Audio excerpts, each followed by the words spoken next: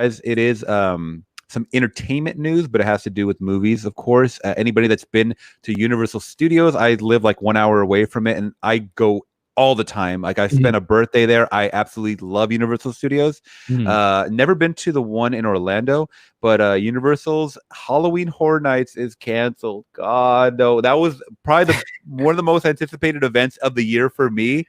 Yeah. I love getting scared. I don't know about you, like just going out there and being scared. Yeah.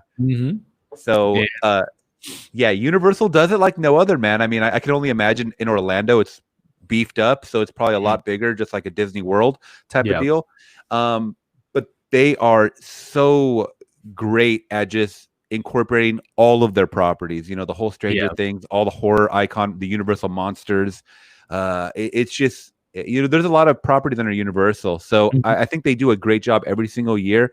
And I think this might be like the first time it's ever been canceled in like ever. I can't remember, you know.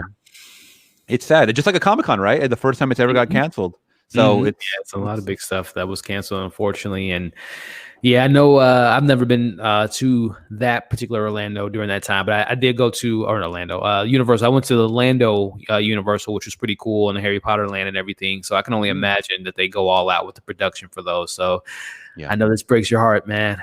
It does. It does. And I always tell people, you know, when they ask me about starting a podcast or a channel, initially I was a huge horror. Like I still am a huge horror fan, but initially the channel was going to be only horror because I grew up on that and I have a love for it. I still have a love for it, you know, practical effects and, you know, practical effects more than the CGI. But this does break my heart because it is a part of my growing up years.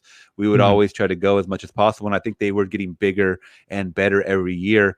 It's gonna suck. They always incorporated like The Walking Dead as far as like a theme park ride and stuff like that, and the Harry Potter, like you just said, I caught that whenever we went last. It was earlier this year we went, and for my sister's birthday, so they had the Simpsons Simpsons area, and they had the you know, the Universal Monsters. They also had a Walking Dead exhibit. That was weird that it was earlier in the year, but they still had it going on. And it's just a fun time, especially if you know, want to get scared around this time. Yeah, it just sucks. But yeah, man. So real quick, MovieWeb is reporting that Universal Studios Hollywood and Orlando have decided to cancel this year's Halloween Horror Nights. The annual event brings in fans from all over the world to experience the best in terrifying mazes and scare zones, inspired by some of the biggest horror franchise ever released. So when we were talking about properties, guys, they dive deep into like I remember they had a Robert Rodriguez Dawn of the Day Dusk Till Dawn. Nice. They had, which was random, but I was like, I love that movie. I'm all for it. I waited in line for like an hour just to walk through like a quick 5-minute maze. But they also had an Alien versus Predator, which was cool for the, you know, because these are elaborate set pieces that they have an alien that's like production value. It's just like movie quality. They have an alien that's like 10 feet tall and like an 8-foot predator. It's like, Jesus, like they're fighting each other. It's really crazy stuff. Yeah. So yeah, the Ghostbusters stepped up last year's event in Hollywood, while the Stranger Things maze continued to scare and excite fans of the Netflix series. This pain is temporary. Yeah, that is for sure. Halloween Horror Nights is forever and will come again, according to Universal. Well, I like to hear that, you know, that they came out with a quote saying that. But I mean, Halloween might be canceled all together this year, man. I don't know how people are going to trick or treat.